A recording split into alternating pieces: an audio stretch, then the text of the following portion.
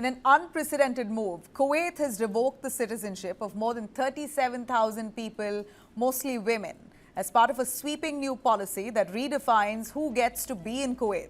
At the heart of this crackdown are largely women who are naturalized through marriage, dual nationals, and even public figures, once honored for their achievements in Kuwait, are stripped of their citizenship. Bank accounts have been frozen, pensions have been suspended, lives upended overnight. From retired civil servants to entrepreneurs, artists, thousands who lived for decades as Kuwaitis are now stateless, without a warning, without recourse.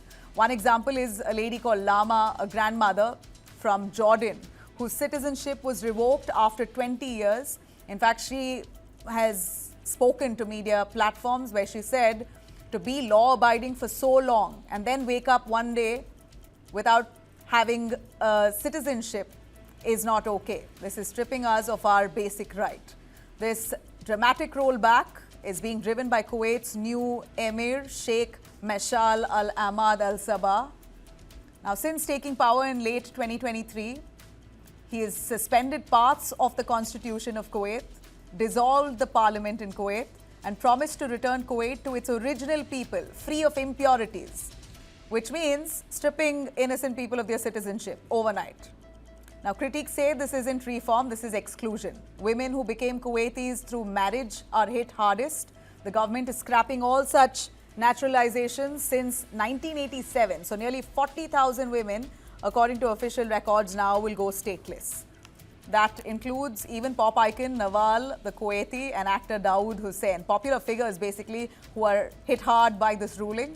Some were born abroad, others held dual citizenships, and few allegedly used forged papers as well. But many are simply wives, mothers, grandmothers, now tossed into a legal limbo. Human rights groups warn that this move by Kuwait violates basic international norms, saying nationality is one's fundamental right.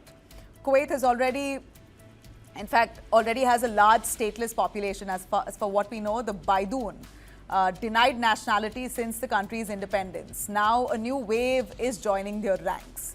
The official justification here is combating fraud. This is what Kuwait says. We are trying to combat fraud.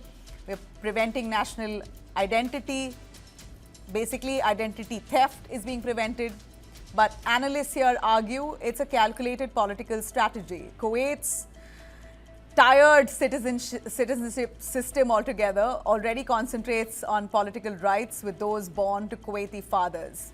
Naturalized citizens, especially women, were always on the margins. Stripping thousands of their nationality could also shrink the electorate. At a time when the Emir is trying to push through reforms without opposition, it's about control, is what the opposition says.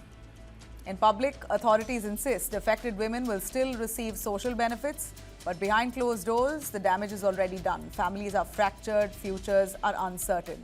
What kind of nation really goes after its own women?